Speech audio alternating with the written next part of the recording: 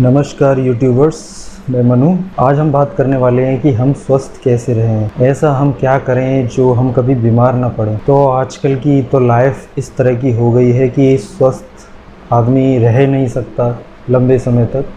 कभी ना कभी कोई ना कोई बीमारी तो उसे लगनी ही है, क्योंकि इस तरह की लाइफ हो गई है, एकदम साइंटिफिक लाइफ, साइंस के ऊपर टिकी हुई, इन्वेंशंस के ऊपर टिकी हुई। हम जो स्मार्टफ़ोन यूज़ कर रहे हैं अभी राइट नाउ, मैं भी स्मार्टफ़ोन यूज़ कर रहा हूँ शूट करने के लिए। रेडिएशन से भरा हुआ है ये, इसमें 24/7 जब तक ये ऑन रहता है इसमें सिग्नल आते रहते हैं, ये रेडिएशन करता रहता है। तो चारों तरफ इसमें सिग्नल आएंगे, लाखों करोड़ों अरबों मोबाइल्स हैं हमारे चारों तरफ, मोबाइल टावर लगे हुए हैं, रेडिएशन पैदा कर रहे हैं। 4G आया, अभी 5G आने वाला है, वो आप समझिए वो रेडिएशन में सबका बाप है, उसको कौन रोकेगा। अब ऐसी स्थिति में जहां आप आरओ का पानी पीते हैं, आप ये देखिए कि आप नेचुरल वाटर भी नहीं आप कहीं से पा सकते हैं। आप कहीं घूमने जाएंगे तो आपको दुकानों में जो बोतल मिलती है उसके अंदर मान लीजिए जब वो सप्लाई होती है तो वो फ्रिज में रख कर तो आती नहीं है, वो ट्रकों में लोड होकर आती हैं, वो गर्म हो जाती हैं, उनका पानी गर्म हो जाता है। तो प्लास्टिक में गर्म पानी कितना हानिकारक होता है। उसके बाद जब उसमें प्लास्टिक में उसका अर्क मिल जाता है, प्लास्टिक का अर्क पानी में, उसके बाद उन्हें ठंडा कर दिया जाता है, फ्रिज में रख दिया जाता है, लेकिन तब तक देर हो चुकी होती है। आप उसे ख़रीदते हैं, पैसे खर्च करते हैं, 20 रुपये का एक बोतल आता है, 15 रुपये या 20 रुपये का, और इतना पैसा देकर आप सिर्फ थोड़ा सा पानी खरीदते हैं, वो भी जहर के समान। एक तो उसका टेस्ट कड़वा, ऊपर से उसमें प्लास्टिक का अर्क जो कैंसर देता है बाद में। सबको पता है प्लास्टिक तो कैंसर करता है, क्योंकि बॉडी उसे खपा नहीं सकती और वो शरीर के बाहर भी नहीं जाता। फिर तो हम इस स्थिति में घिर गए हैं कि हम चाहकर भी स्वस्थ नहीं रह सकते हैं। हमारा खान पान देख लीजिए आप, पूरा का पूरा फैक्ट्री मेड प्रोसेस्ड फूड पर डिपेंड है। हमारे बच्चे वो अभी से ऐसी ऐसी चीज़ें खा रहे हैं जो हमने बचपन में कभी देखी तक नहीं थी। हमारा अभी ये हाल है, आगे हमारे बच्चों का क्या होगा। तो ये इस स्थिति की आप आगे कल्पना कीजिए कि इंसान कितना बीमार होने वाला है। तो मैं ये वर्स्ट केस सिनेरियो आपको इसलिए बता रहा हूँ कि आप सचेत हो जाएं, अपने बच्चों को भी रोकें ये सब करने से। तो मैं जो आगे बताने वाला हूँ उसको आप सुनिएगा ढंग से, इस वीडियो को पूरा देखिएगा तो आपको समझ में आएगा कि आपको क्या करना चाहिए, क्या नहीं करना चाहिए। तो सबसे पहली जो चीज़ है, पॉइंट 1, वो होता है पानी। वो मैं अपने पिछले वीडियोस में भी बता चुका हूँ। पानी होता है, जीवन है, हवा है और पानी है, ये 2 जीवन है। खाना तीसरे नंबर पर आता है। बिना खाए आदमी काफ़ी दिन रह सकता है, लेकिन बिना हवा पानी के ज़्यादा दिन नहीं रह सकता वो। तो पानी जो आप सबसे ज़्यादा पीते हैं पूरे दिन में, वो आपका आरओ या बॉटल्स का नहीं होना चाहिए। ज़मीन के अंदर से निकला पानी, चाहे वो समर से निकला हो, पंप से निकला हो, कुएं से निकला हो, हैंड पंप से निकला हो, मोटर से निकला हो, किसी भी तरीके से निकला हो, उस पानी को यूज़ कीजिए आप। अगर आपको लगता है उसमें सोडियम क्लोरीन ज़्यादा है, नमक ज़्यादा है, वो खारा है, कुछ खारा है, अधिक खारा है या कम खारा है, डिपेंड करता है, तो आप उसको उबाल कर पी सकते हैं। छान कर उबाल कर ठंडा करने रख दीजिए, नमक नीचे बैठ जाता है, फिर आप उसको छान कर पी सकते हैं।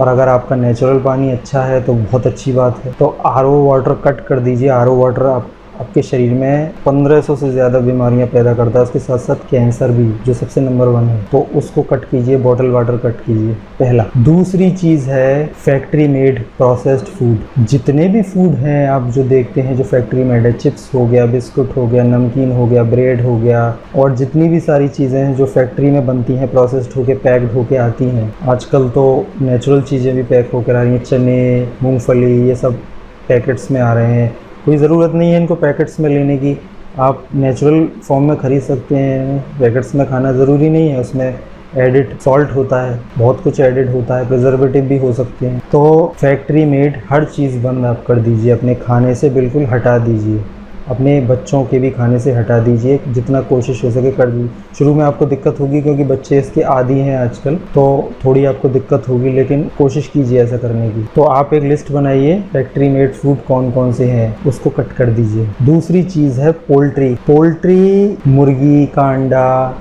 या किसी का भी अंडा हो सकता है, इससे जुड़ी कोई भी चीज़, जैसे अंडों से कई तरह की चीज़ें बनती हैं, आमलेट बनता है और ये केक्स में डलते हैं, वो भी फैक्ट्री मेड फूड्स में डलते हैं, केक वगैरह जो आते हैं इस तरह से। ये सारी चीज़ें, पोल्ट्री को आप बंद कर दीजिए। अंडा आपको नहीं खाना है, कैसा भी किसी का भी अंडा हो नहीं खाना है। अब मैं आपको ये बताऊं कि अंडे क्यों नहीं खाने चाहिए तो उसमें वीडियो बहुत लंबा हो जाएगा, इसलिए मैं नहीं बता सकता। आप ये यकीन कीजिए कि अंडा आपके लिए सही नहीं होता, आपकी हेल्थ के लिए बिल्कुल सही नहीं होता। 2 पॉइंट्स हो गए, 3 पॉइंट्स हो गए सॉरी, फैक्ट्री, पानी और पोल्ट्री। चौथा पॉइंट्स है नॉन वेज, पोर्क है, मटन है, चिकन है, बीफ है, कई सारे आते हैं। नॉन वेज का फंडा ये है कि ये आप पहला जो आप अगर नॉर्मल भाषा समझते हैं तो ये आपकी बॉडी में एसिडिटी पैदा करता है, बहुत सारी एसिडिटी पैदा करता है, आपके खून में अम्ल बढ़ा देता है। अम्ल क्या करता है? आपको रोगी बना देता है, रोगों के बेताज बादशाह आप बन जाते हैं, कुछ ना कुछ आपको बीमारी लगी रहती है। आपका शरीर इस तरह से नहीं बना होता कि वो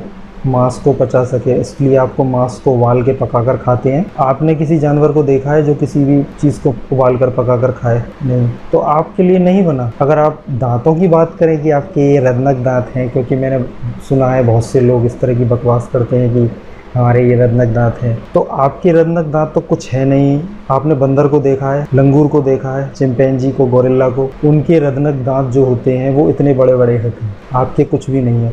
लेकिन वो शाकाहारी होते हैं क्योंकि वो इंसानों के सिमिलर हैं, उनका डीएनए इंसान से 90% तक मिलता है। ओरेंगुटेंग हो गए, उनके रत्नक दांत बहुत लंबे होते हैं तो वो नहीं खाते हैं। अब आप कहेंगे कि जुएं खाते हैं, तो जुएं जो उनके जिस तरह का उनका परिवेश होता है, वो जंगलों में रहते हैं इधर उधर, तो वो जिस तरह से पले हैं जुएं खा लेते हैं। लेकिन आपने कभी देखा है कि ये बंदर कुछ चूहा पकड़कर, गिलहरी पकड़कर खा गया या कुछ मांस खा गया, छोटे छोटे जीवों को खा गया? नहीं, वो इस तरह से नहीं होते हैं। तो इंसान एप्स के, बंदरों के, मंकीज़ के सिमिलर है, तो इंसान के लिए मांस नहीं बना। तो आप मांस छोड़ दीजिए, वो आपको बीमार करता है।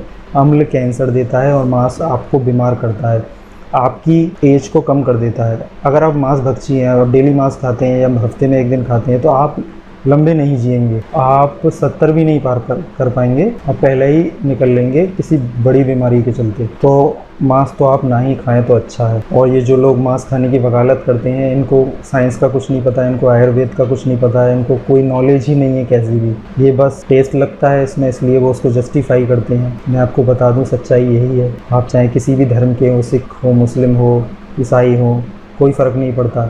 ये आपको बीमार कर रहा है। अगर आपको नहीं बात जच रही लेकिन आपको फिर भी खाना है, आप खा सकते हैं, कोई दिक्कत नहीं है, कोई भी मांस खा सकते हैं, मुझे कोई प्रॉब्लम नहीं है। मुझे क्या, किसी को कोई प्रॉब्लम नहीं है, लेकिन आपके लिए प्रॉब्लम है। आपकी मेमोरी कम हो जाती है, माइंड की जो शार्पनेस होती है वो कम हो जाती है, आपकी एज कम हो जाती है, आपको ढेरों बीमारियां लगी रहती हैं, आपके अंदर वो पावर नहीं रहती है जो होनी चाहिए। आप सोचते हैं कि शेर मांस खाता है, चीता मांस खाता है तो उसमें वो पावर होती है। नहीं, शाकाहारी जानवर ज़्यादा ताकतवर होते हैं, उनके पास पंजे दांत नहीं होते, लेकिन वो ताकतवर ज़्यादा होते हैं एक्चुअली।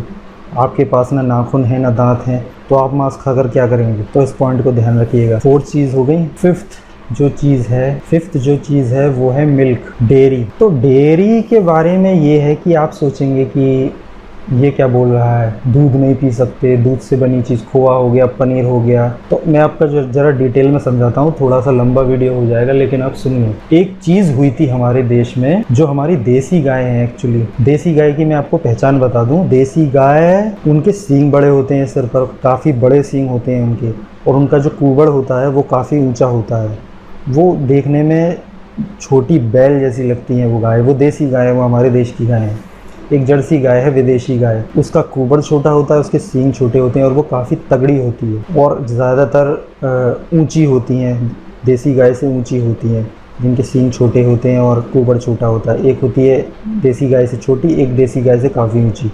तो ये विदेशी गाय हैं, इनको आप इस तरह से पहचान सकते हैं। पहली बात, उस गाय का दूध आप पी सकते हैं। क्यों? गाय के दूध में माँ के दूध की तरह 21 तरह के प्रोटीन होते हैं जो एकदम सिमिलर होते हैं माँ के दूध से। टेक्सचर सेम होता है, उसका टेस्ट सेम होता है, सब कुछ सेम होता है, इसलिए गाय को माँ बोला गया है। इसी वजह से आप ध्यान रखिएगा, गाय को माँ इस वजह से बोला गया है क्योंकि माँ के दूध जैसा ही उसका एकदम डिक्टो दूध होता है। अगर बच्चे को माँ का दूध नहीं मिल रहा है तो उसको देसी गाय का दूध दिया जा सकता है। दूसरा, हमारे देश में एक चीज़ हुई थी आज़ादी के बाद। हमारे देश में इतने साइंटिस्ट थे नहीं, साइंस इतना विकसित नहीं था, तो हम पता नहीं लगा पाए थे ज़्यादा, क्योंकि बहुत कुछ खो दिया हमने, अपनी जो ज्ञान था वो खो दिया, वो जल के राख हो गया इन्वेडर्स ने, और ये सब कॉन्स्पिरेसी हुई, ये सब हमारे पास ज्ञान नहीं था, तो हमें पता नहीं था ये चीज़। तो जो विदेशी थे उनको पता था कि उनके गाय के दूध में भैंस भी विदेशी ही है एक्चुअली, मैं बता दूं तो उनके भैंस के गाय के दूध में किस तरह के प्रोटीन की जो चेन है उसमें से एक प्रोटीन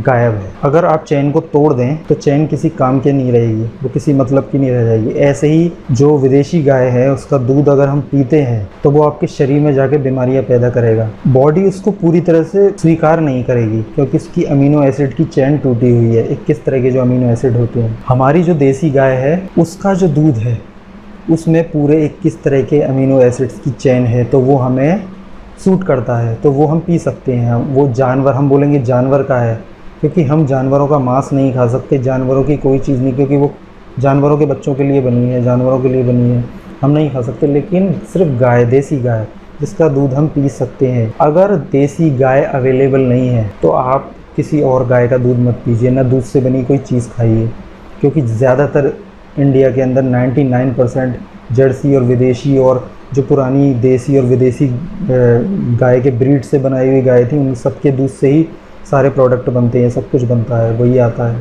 और ज़्यादातर आप देखते हैं गाय आपको बड़े कुबड़ बड़े सींगों वाली गाय मिलती नहीं है, वो पुराने बहुत जो गांव थे उसमें बची रही होंगी, जो ज़्यादातर ख़त्म हो चुकी हैं। हमारे देश में एक्सपोर्ट की गई थी विदेशी गाय और इम्पोर्ट की गई थी हमारी देसी गाय।